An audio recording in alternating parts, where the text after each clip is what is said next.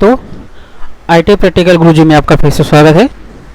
जैसा कि आपको दिख रहा होगा कि आईटी इलेक्ट्रीशियन फर्स्ट ईयर प्रथम year CBT exam paper analysis जुलाई 2025 के बारे में यहाँ पे हम चर्चा करेंगे कि जुलाई 2025 में किस प्रकार से मेन एग्जाम में क्वेश्चंस पूछे गए हैं और किस प्रकार से पैटर्न रहा है। इसके बारे में हम पूरी जानकारी यहाँ आपको देंगे। एग्ज़ाम से संबंधित जो इम्पोर्टेंट क्वेश्चंस हैं वही बताएंगे और डिजी शक्ति और डिजी निमी और डीजीटी के पैटर्न पर आधारित का सटीक विश्लेषण करेंगे। तो चलिए शुरू करते हैं किस प्रकार से पेपर आया है। तो हम पहले सेट की चर्चा करेंगे। तो पहले सेट देखिए यहाँ पे आया हुआ है इलेक्ट्रीशियन फर्स्ट ईयर 5 अगस्त 2025 को पेपर हुआ था, 12 बजे के आसपास हुआ था।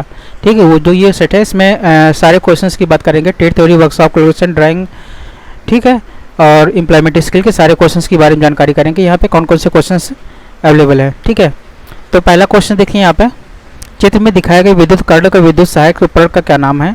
तो जो चित्र में जो उपकरण दिखाया गया है इस उपकरण का नाम बताना है। तो इस उपकरण का क्या काम होता है, direct entry for iron connector. ठीक है, ये डायरेक्टली जो पहले प्लग सॉकेट टाइप में आता था जिसमें क्या कहते हैं हीटर होता था, हीटर या प्रेस होते थे, उनको कनेक्शन करने के लिए, उसको कनेक्ट करने के लिए हम इस प्लग का उपयोग करते थे। तो इसको बोलते हैं हम लोग क्या, डायरेक्ट एंट्री के साथ आयरन कनेक्टर। ठीक है, सेकेंड ऑप्शन बात करते हैं हम लोग, वायरिंग में इंसुलेशन किस प्रकार का टेस्ट किया जाता है, जैसे एक चित्र में दिखाया गया है। अब जैसे ये वायरिंग करी गई है, इस वायरिंग में हम लोग टेस्टिंग कर रहे हैं। तो इसमें टेस्टिंग कर रहे हैं, टेस्टिंग के कारण जो इसमें किस प्रकार की टेस्टिंग बोला जाता है इसको। तो इस प्रकार की टेस्टिंग को हम लोग क्या बोलते हैं, चालकों एवं भूमि के मध्य कुचालक प्रतिरोध टेस्ट, यानी कि इंसुलेशन टेस्टिंग जिसको बोलते हैं। ठीक है, तो इसका ए राइट आंसर होगा। नेक्स्ट क्वेश्चन की बात करें, 3 फेज सिस्टम में यदि फेज वोल्टेज 240 वोल्टेज है तो लाइन वोल्टेज क्या होगी। ठीक है, तो 3 फेज सिस्टम की बात कर रहे हैं। तो 3 फेज सिस्टम में जो हमारी फेज वोल्टेज होती है वो क्या होती है, एक फेज और न्यूट्रल के बीच होती है, जो कितने दी हुई 240 वोल्ट दी है। तो इसने पूछा लाइन वोल्टेज। लाइन वोल्टेज क्या होता है, दो फेजों के बीच की जो वोल्टेज होती है उनको हम लोग बोलते हैं लाइन वोल्टेज। तो दो फेजों की जो वोल्ट होती है कितना हुई, 415 वोल्ट होती है। कई स्टूडेंट कहते हैं 440 भी लगा देते हैं, लेकिन अगर आपको 415 दिख रहा है तो आपको 415 ही लगाना होता है। ठीक है, तो इसका ए राइट आंसर होगा। नेक्स्ट क्वेश्चन की बात करें, पीड़ित की किस स्थिति में कोमा की अवस्था को कहा जाता है। यानी कि अगर कोई पीड़ित व्यक्ति है उसकी वो कोमा अवस्था में है तो उसको क्या कहा जाता है, पूरी तरह से बेहोश होकर लेटना और बुलाने पर जवाब नहीं देना। ठीक है, तो इसका सी केवल राइट आंसर होगा। कोमा में आदमी बेहोश हो जाता है और कोई भी रिस्पॉन्स नहीं करता है। ठीक है, इसका सी राइट आंसर होगा। अगले क्वेश्चन की बात करें, सामग्री के बीएच वर्ग हैश रूप का आकार क्या दर्शाता है। तो जो हमारा मैग्नेटिज्म जो चैप्टर है उसमें हमारा वह है बीएच वर्ग बोला जाता है। तो बीएच वर्ग में जो हिस्टैरिसीस लूप का जो आकार किसे दर्शाया गया है, तो पदार्थ की चुंबकीय विशेषताओं के लिए दर्शाया गया है, क्योंकि इसी में ही मैग्नेटाइज और डीमैग्नेटाइज दोनों प्रॉपर्टीज को दिखाया गया होता है। उसी को हम लोग बोलते हैं बीएच वर्ग बोलते हैं। ठीक है, अगला एक क्वेश्चन इसका राइट है। अगला क्वेश्चन की बात करें, छठे क्वेश्चन की, तो इलेक्ट्रॉनिक्स वस्तुओं की सर्विसिंग और मरम्मत के लिए किस प्रकार के सोल्डरिंग विधि का प्रयोग किया जाता है। तो सोल्डरिंग गन के साथ सोल्डरिंग करने के लिए किया जाता है। तो इसका ए आंसर है, सोल्डरिंग गन के साथ सोल्डरिंग की जाती है, क्योंकि सोल्डरिंग गन जो होता है हमारा सर इलेक्ट्रॉनिक्स वस्तुओं के लिए सबसे उपयुक्त होता है। तो इसका ए राइट आंसर होगा। ठीक है, अगले क्वेश्चन की बात करें हम लोग, तो एक ब्रांच के साथ समांतर सर्किट खोलने पर क्या प्रभाव पड़ता है। तो एक ब्रांच के साथ समांतर सर्किट अगर खुला होता है तो उसमें भी कोई करंट प्रवाहित नहीं होती, यानी वो ओपन सर्किट में होता है। ठीक है, तो ए इसका राइट आंसर होगा। नेक्स्ट क्वेश्चन की बात करें हम लोग, पिघले हुए सोल्डर को बार बार पिघलाने से उस पर क्या प्रभाव पड़ता है। यानी कि जो हम सोल्डरिंग करते हैं उसका सोल्डर है, अगर उसको हम बार बार पिघला रहे हैं, बार बार उसको ठंडा कर रहे हैं, तो उसमें क्या होता है, टिन की मात्रा कम हो जाती है, जिससे हमारा क्या होगा, सोल्डर कमज़ोर हो जाता है।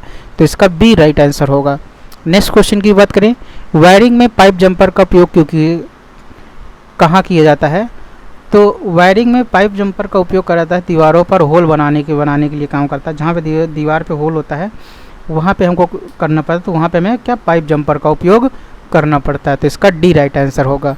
नेक्स्ट क्वेश्चन की बात करें कि एसी सिंगल फेज वायरिंग परिपथ में वोल्टेज पाथ को निकालने का सूत्र क्या होता है। यानी कि वोल्टेज ड्रॉप को निकालने का सूत्र बताना है यहाँ पे। तो voltage drop V equal to होता है IR होता है, ठीक है, यानी ओम्स के नियम को फॉलो करता है। तो इसका B राइट आंसर होगा। नेक्स्ट क्वेश्चन की बात करें हम, 3 फेज शक्ति मापन में 2 watt meter W1 and W2 की रीडिंग क्या होगी यदि पावर फैक्टर 0 होता है।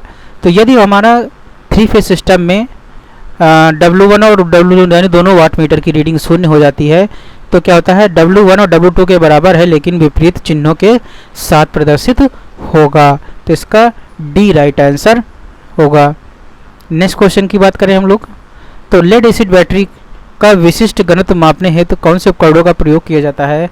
तो लेड एसिड की बैटरी है, उसके विशिष्ट घनत्व को नापना है तो उसके लिए हमें क्या करना पड़ता है, हाइड्रोमीटर का उपयोग करते हैं। तो इसका A राइट आंसर होगा, ठीक है। नेक्स्ट क्वेश्चन की बात करें, चित्र में दिखाए अनुसार संट प्रतिरोध मटेरियल का नाम क्या है। जो से संट प्रतिरोध मटेरियल बनाया गया है इसका नाम बताना हमें।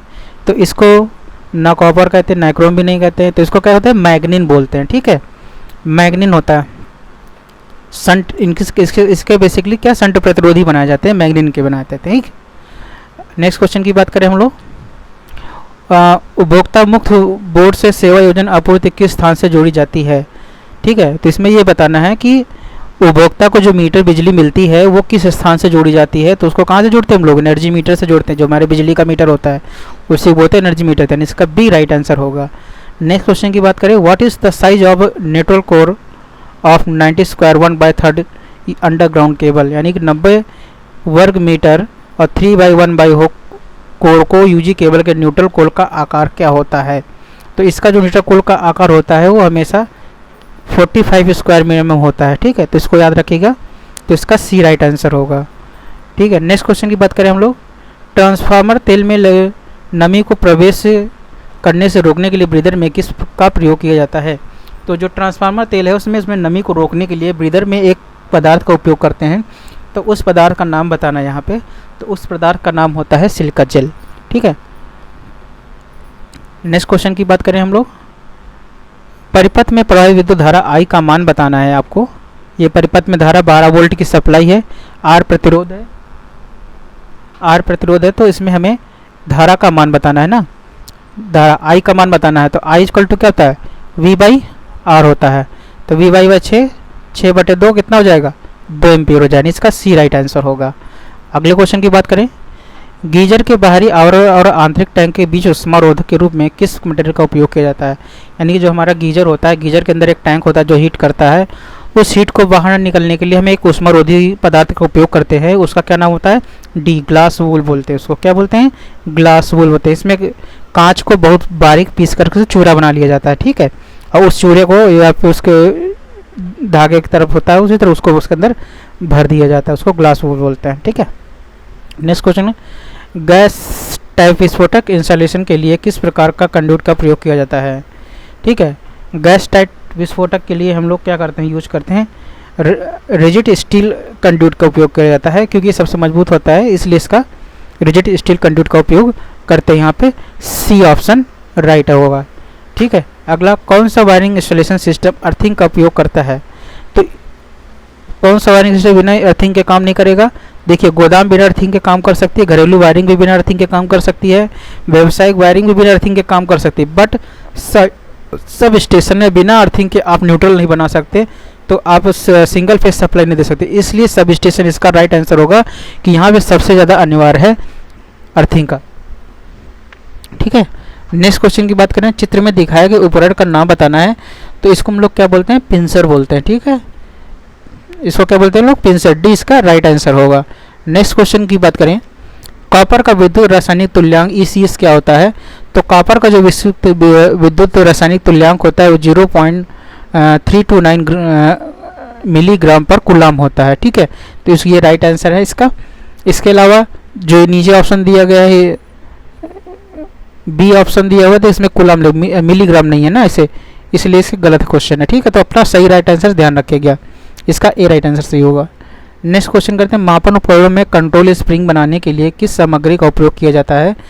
तो कंट्रोल स्प्रिंग जो होती है उसको बनाने के लिए हम लोग क्या फॉस्फर ब्रांच का उपयोग करते हैं। इसका उपयोग हम लोग फॉस्फर ब्रांच के जो कंट्रोल स्प्रिंग कहाँ यूज करते हैं, जो हमारे मीटर होते हैं, ठीक है, MCO MI टाइप होते हैं ना, और उन्हीं उन्हीं में क्या करते हैं हम लोग, उसकी कंट्रोलिंग यानी उसके जो निडल होती है उसको कंट्रोल करने के लिए हम लोग करते हैं। तो उसमें फॉस्फर ब्रांच की जो स्प्रिंग बनाई जाती है, ठीक है। तो इसका डी राइट आंसर होगा। नेक्स्ट क्वेश्चन की बात करें, फेज सीक्वेंस मीटर का उद्देश्य क्या होता है। तो फेज सीक्वेंस मीटर जो हमारा उपयोग किस लिए किया जाता है ये बताना है यहाँ पे।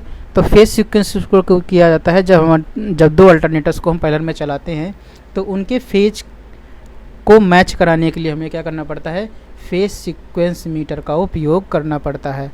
तो यहाँ पे इसका बी राइट आंसर होगा, 3 फेज प्रणाली के चरण क्रम में इंगित करने के लिए, ठीक है। बी इसका राइट आंसर होगा। नेक्स्ट क्वेश्चन की बात करें हम लोग, टंगस्टन फिलामेंट वैक्यूम लैंप का तापमान कितना होता है। तो टंगस्टन फिलामेंट वैक्यूम लैंप का जो तापमान होता है वो 2300 डिग्री सेंटीग्रेड होता है। तो इसका ए राइट आंसर होगा। नेक्स्ट क्वेश्चन की बात करें, मूविंग कॉइल मीटर के एक समान स्केल पर होने का क्या कारण है।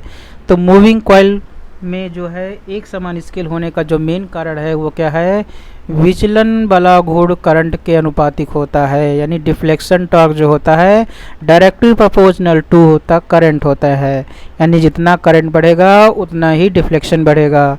तो इसलिए इसका सी राइट आंसर होगा। नेक्स्ट क्वेश्चन की बात करें, कौन सा शब्द ये दर्शाता है कि लुमिनस फ्लक्स प्रति इकाई क्षेत्रफल में लंबवत रूप से एक सरल समतल सतह पर पहुंचता है। तो उसको बोलते हैं हम लोग क्या, इल्यूमिनेंस, ठीक है। तो इसका सी राइट आंसर होगा। नेक्स्ट क्वेश्चन की बात करें हम लोग, घरेलू वायरिंग इंस्टॉलेशन में टेस्ट का प्रकार क्या है। तो घरेलू वायरिंग इंस्टॉलेशन में जो ये टेस्ट किया जा रहा है, यहाँ पे देखिए ये स्विच बॉक्स है, मेन स्विच बॉक्स है, ये रखा हुआ है, ठीक है। इसके बीच टेस्ट लैंप लगा कर के किया जा रहा है।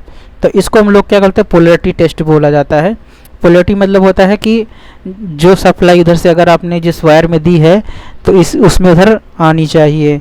अभी के जमीन में क्या हो रहा है कि हम पोलैरिटी टेस्ट बहुत कम करते हैं। क्यों करते हैं ऐसा, क्योंकि हम कलर कोड का उपयोग करते हैं। वायर्स को डालने में कलर कोड जब कर लेते हैं तो हमें पोलैरिटी टेस्टिंग की ज़रूरत नहीं पड़ती है। लेकिन अगर हम एक ही कलर के वायर को डाल रहे हैं तो उस समय हमें क्या पोलैरिटी टेस्ट को करना अनिवार्य होता है, ठीक है। नेक्स्ट क्वेश्चन की बात करें हम, विभव ट्रांसफार्मर का प्राथमिक तार पतले तार और बड़ी संख्या में घुमावों में क्यों लपेटा जाता है। तो इसका उपयोग होता है उच्च प्रेरण देने के लिए, यानी कि हाई इम्पीडेंस के लिए हमें क्या करना पड़ता है, अधिक घुमाव को डालना पड़ता है। तो इसका सी राइट आंसर होगा। नेक्स्ट क्वेश्चन बात करें हम, केबलों के इंसुलेशन की मोटाई कौन सा कारक तय करता है। तो केबलों की इंसुलेशन की मोटाई का कारक डिपेंड करता है वोल्टेज, कितना वोल्टेज उस पर जा रहा है, उस वोल्टेज के अनुसार उस इंसुलेशन की मोटाई को निर्भर करती है। नेक्स्ट क्वेश्चन की बात करें हम लोग, प्रति इकाई ठोस कोण पर प्रकाश स्रोत द्वारा दिए गए एल्यूमिनस फ्लक्स को क्या कहा जाता है। तो इसको बोलते हैं हम लोग क्या, लुमिनस इंटेंसिटी। इसका ए राइट आंसर होगा। नेक्स्ट क्वेश्चन की बात करें, संतुलित और असंतुलित दोनों भारों के लिए कौन सी माप विधि का प्रयोग किया जाता है। तो संतुलित और असंतुलित दोनों यूज करने के लिए हम लोग क्या 2 वाट मीटर मेथड का उपयोग करते हैं। तो इसका डी राइट आंसर होगा। नेक्स्ट क्वेश्चन की बात करें, एसी समांतर परिपथ में प्रतिक्रिया का व्युत्क्रम क्या होता है। तो प्रतिक्रिया का जो व्युत्क्रम होता है, जिसको हम लोग तो रिएक्टेंस का उल्टा बोलते हैं, रिएक्टेंस का उल्टा होता है सस्पेंटेंस, यानी इसका बी राइट आंसर होगा। नेक्स्ट क्वेश्चन की बात करें, घरेलू वायरिंग इंस्टॉलेशन में अनुमत लीकेज करंट कितना होता है। तो जो घरेलू वायरिंग होती है उसमें लीकेज करंट यानी कितना लॉस उसमें हो सकता है। अगर इससे ज़्यादा लॉस है तो सर्किट सही नहीं है। तो कितना लॉस तक अनुमत है, तो 1/5000 इंटू फुल लोड करंट, ठीक है। ये क्वेश्चन भी हर साल पूछा जाता है। तो ये बहुत मोस्ट इंपॉर्टेंट क्वेश्चन है, तो इसको याद रखिएगा कि 1/5000 गुणे फुल लोड करंट होता है, ठीक है। ऑप्शन तो बहुत सारे दिए हुए हैं लेकिन इसको आप देखना 1/5000 होता है, ठीक है। इसका ध्यान रखिएगा। नेक्स्ट क्वेश्चन की बात करें हम लोग, धातु नलिकाओं को मोड़ने के लिए किस उपकरण का उपयोग किया जाता है। तो धातु नलिकाओं को मोड़ने के लिए हम लोग हिक्की का उपयोग करते हैं, ठीक है। तो इसका सी राइट आंसर होगा। नेक्स्ट क्वेश्चन की बात करें, फूड मिक्सर में रोटरी स्विच का क्या कार्य होता है। यानी जो हमारा फूड मिक्सचर होता है, यानी कि मिक्सर ग्राइंडर होता है, उसमें जो एक रोटरी स्विच लगा होता है उसका क्या काम होता है, तो उसका काम होता है हमारे पास स्पीड कंट्रोलिंग के लिए, यानी स्पीड सिलेक्शन के लिए। तो इसका बी राइट आंसर होगा। नेक्स्ट क्वेश्चन की बात करें हम लोग, दो सिंगल फेज ट्रांसफार्मर समांतर में जुड़े हैं तो कौन सी शर्त पूरी होनी चाहिए, तो समान प्रकार के होने चाहिए, ठीक है, समान क्षमता के होने चाहिए या समान ध्रुवता के होना चाहिए। तो सबसे काम क्या, समान ध्रुवता का होना चाहिए, यानी कि अगर सिंगल फेज है तो सिंगल फेज होना चाहिए, थ्री फेज हो तो थ्री फेज के होना चाहिए, ठीक है। तो इसलिए सी सबसे ज़्यादा अनिवार्य है कि सी वाला सबसे ऑप्शन सही है, ठीक है। अगला क्वेश्चन की बात, कैपेसिटेंस की इकाई क्या होती है, तो कैपेसिटेंस की इकाई होती है फारेड होती है, तो इसका बी राइट आंसर होगा, ठीक है। अब यहाँ पे थ्योरी के सारे क्वेश्चंस खत्म हो गए हैं। अब यहाँ पे हम लोग वर्कशॉप कैलकुलेशन के 6 क्वेश्चंस को देखेंगे। तो पहला क्वेश्चन देखते हैं यहाँ पे, उष्मा की एसआई इकाई क्या होती है, तो उष्मा की इकाई होती है जूल होती है, तो इसका डी राइट आंसर होगा, ठीक है। फर्स्ट ऑर्डर लीवर के लिए कौन सा उदाहरण है, तो फर्स्ट ऑर्डर लीवर के लिए जो होता है पेयर ऑफ सीजर, यानी कैंची जो होती है हमारी क्या होती है, वो प्रथम प्रकार के उत्तोलक के प्रकोप में होती है, तो इसका बी राइट आंसर होगा। वस्तु में निहित पदार्थ की मात्रा को क्या कहा जाता है, तो वस्तु में पदार्थ की मात्रा को हम लोग क्या होते हैं, मास द्रव्यमान बोलते हैं, ठीक। तो ए इसका राइट आंसर होगा। नेक्स्ट क्वेश्चन बोलते हैं, एक आयत का परिमाप क्या होगा जिसकी लंबाई एवं चौड़ाई 20 व 18 सेंटीमीटर होती है, तो 20 और 18 सेंटीमीटर है, तो परिमाप बराबर क्या होता है, हाँ 2a + b, ठीक। तो आपका क्वेश्चन आ जाएगा 76 इसका राइट आंसर आ जाएगा, ठीक है। नेक्स्ट क्वेश्चन की बात करें, पानी का क्वथनांक क्या होता है, तो पानी का क्वथनांक यानी पानी किस टेम्परेचर पे उबलता है और वाष्प में कन्वर्टित होता है, तो उसको बोलते हैं हम लोग क्वथनांक पॉइंट बोलते हैं, तो उसका क्या होता है 100 डिग्री सेंटीग्रेड, इसका सी राइट आंसर होगा। नेक्स्ट क्वेश्चन की बात करें, 0.456 दशमलव भिन्न को प्रतिशत में बदलने के लिए बोला गया है, तो प्रश्न बदलने के लिए क्या करना पड़ेगा, इसको 100 से डिवाइड कर दीजिए, तो 100 डिवाइड करेंगे तो 2.2 अंक खिसक जाएगा, तो इसका राइट आंसर क्या हो जाएगा 45.6%, यानी इसका भी राइट आंसर होगा। नेक्स्ट क्वेश्चन यहाँ पे मैथ्स के वर्कशॉप कैलकुलेशन साइंस के जो है 6 क्वेश्चन खत्म हो गए हैं। अब इंजीनियरिंग ड्राइंग के 6 क्वेश्चन यहाँ पे हम चर्चा करेंगे। तो पहला क्वेश्चन यहाँ पे देखिए क्या हुआ है, मानक के अनुसार सर्कल में कौन सा आयाम सही ढंग से चिन्हित है, ठीक। मानक के अनुसार कौन सा आयाम सही तरीके से इंगित है, तो देखिए सेंटर में है, ठीक, ये एरो इधर है, ठीक है, ये पूरा दिख रहा है इधर, ये इधर दिख रहा है, तो इसमें से आपको ये बताना है, ठीक है। सी वाला ऑप्शन देख लीजिए,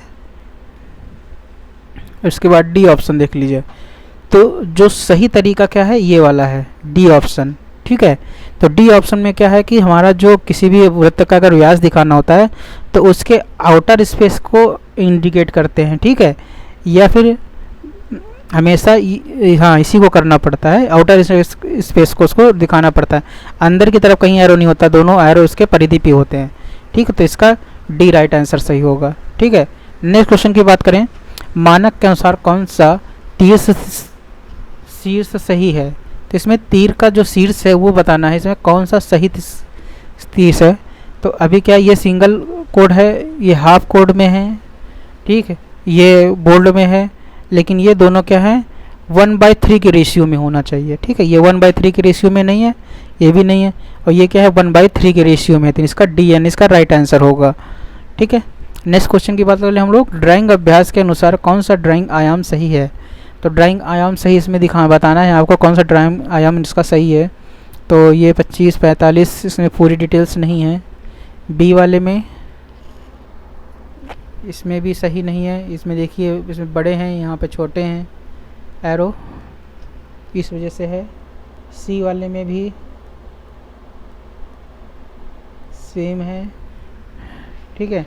डी वाला देखिए सेम एरो में है, तीनों क्या हैं सेम एरो में है, ठीक है, और सेम डायमेंशन के साथ में है, तो इसलिए क्या होगा इसका डी वाला इसका राइट आंसर होगा। नेक्स्ट क्वेश्चन का, सामग्री के पारंपरिक प्रतीक को पहचाने। ये अब सामग्री है, इस सामग्री प्राकृतिक प्रतीक होते हैं, तो उन प्रतीकों को पहचानना है कि ये किस प्रकार की सामग्री है। तो पहली जो सामग्री है ठीक है, इसका नाम क्या है? तो इसका नाम है कांच। तो ये कांच का पारंपरिक सिंबल होता है। ठीक है, तो इसका सी राइट आंसर होगा। नेक्स्ट क्वेश्चन की बात करें, चित्र में दिखाई गई सामग्री के पारंपरिक प्रतीक का पता लगाएं। तो पारंपरिक प्रतीक ये देखिए आपको दिख रहा होगा, यहाँ ये ब्लैंक है, ये डॉट डॉट डॉट है। तो ये किस प्रकार का है? तो इसको बोलते हैं हम लोग पानी, पानी का सिंबल है। ठीक है, तो इसका डी राइट आंसर होगा। नेक्स्ट क्वेश्चन की बात करें, पारंपरिक चिन्ह को पहचाने। तो पारंपरिक चिन्ह को देखिए, फिर एक ही आ गया आपके पास, इसको पहचानना है। तो इसको क्या बोलते हैं हम लोग? स्टील बोलते हैं, इस्पात।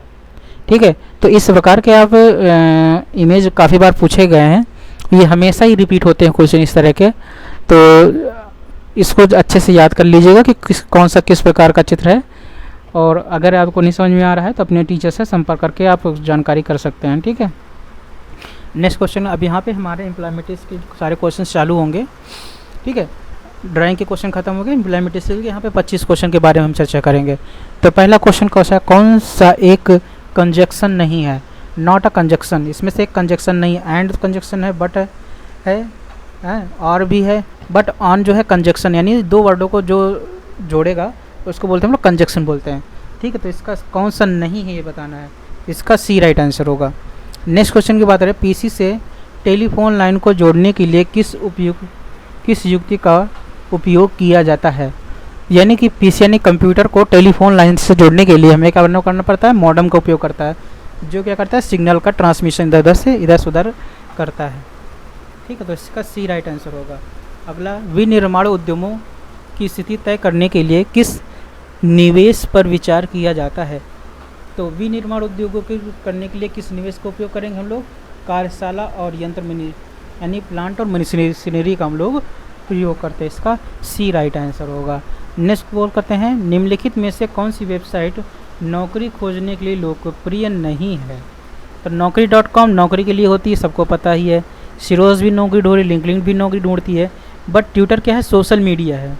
ठीक है, तो इसमें हमें पता नहीं है, बताना है, तो इसमें बी इसका राइट आंसर होगा। ठीक है, अब नेक्स्ट क्वेश्चन की बात, अनुचित पद को पहचानिए। इसमें से अनुचित पद कौन है?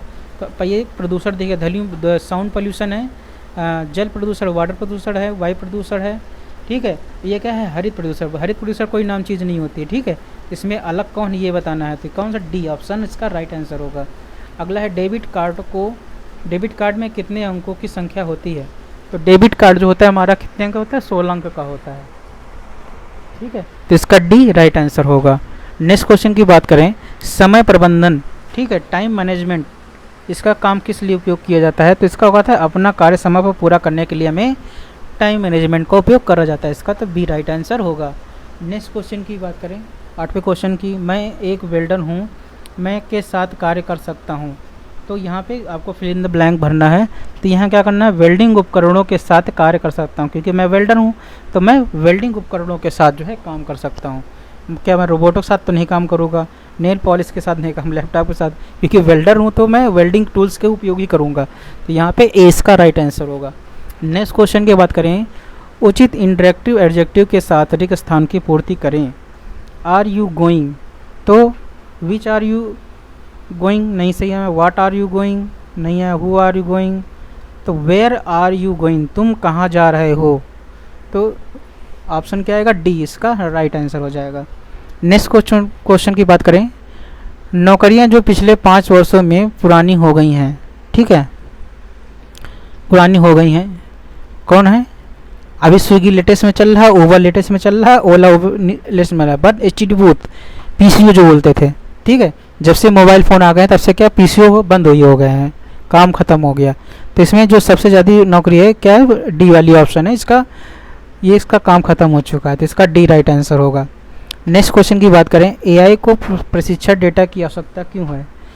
तो एआई को प्रशिक्षण डेटा के लिए ज़रूरत है क्योंकि बेहतर तरीके से सीखने और गलतियों को कम करने के लिए किया जाता है। जैसे हम लोग करते हैं, प्रैक्टिस किए जाते हैं ना, उसी तरह हमें एआई को भी प्रैक्टिस कराना होता है, ताकि वो जो गलतियां कर रहा है वो काफ़ी गलतियों को सुधार कर सके अपने आप।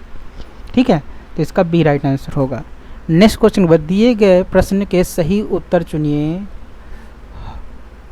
हाउ हैव यू बीन, तो हाउ वी बीन का जो होगा सही उत्तर क्या होगा, वेरी वेल एंड यू, यानी कि मैं ठीक हूँ और आप कैसे हैं, तो इसका डी राइट आंसर होगा। अगले क्वेश्चन की बात करें, एंट्री लेवल जॉब का क्या मतलब है, तो एंट्री लेवल जॉब का मतलब होता है यह एक शुरुआती या जूनियर स्तर की नौकरी होती है, ठीक है, तो इसका ए राइट होता है आंसर। नेक्स्ट क्वेश्चन की बात करें हम लोग, तनाव के विषय में निम्नलिखित में से कौन सा कथन सत्य माना गया है, तो तनाव की स्थिति में तनाव को प्रतिबंधित किया जा सकता है, यानी कि स्ट्रेस कैन बी मैनेज्ड, तो इसका ए राइट आंसर होगा। नेक्स्ट क्वेश्चन की बात करें, इस प्रश्न पूछते समय प्रश्न पूछना सबसे अच्छा है, ओपन एंड क्लोज एंडेड के साथ में प्रश्न को क्वेश्चन पूछना अच्छा होता है, तो इसका सी राइट आंसर होगा।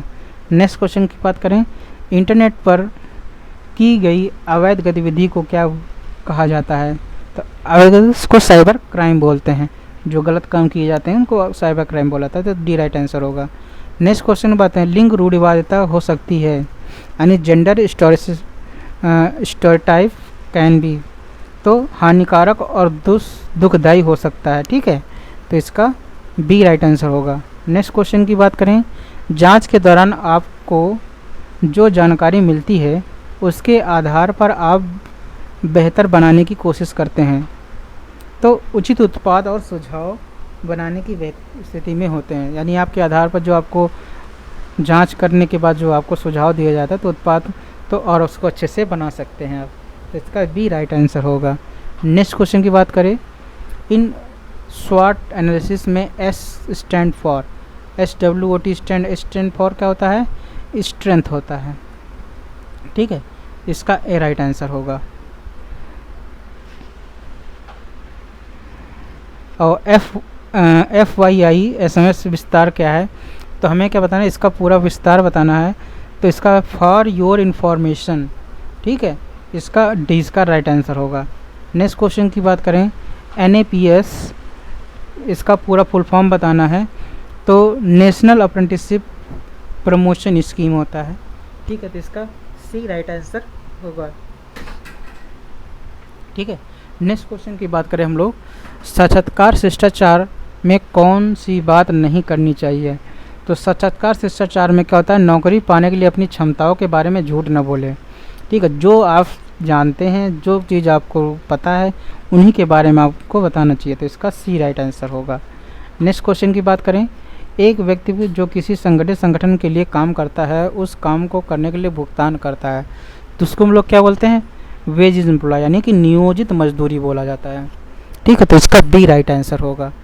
नेक्स्ट क्वेश्चन की बात करें हम लोग, ग्रुप डिस्कशन में दिए गए अभिव्यक्ति का सही संदर्भ चुनें, तो excuse me I would interrupting, ठीक है, इसका डी क्या होगा, इंटरप्टिंग ऑप्शन उसका सही होगा, ठीक है। नेक्स्ट क्वेश्चन की बात करें, सूचना सुरक्षा एवं संबंध में कौन सी बात नहीं करनी चाहिए, तो सुरक्षा सूचना के संबंध में किसी भी का भी पासवर्ड नहीं बताना चाहिए, तो इसका डी राइट आंसर होगा, ठीक है।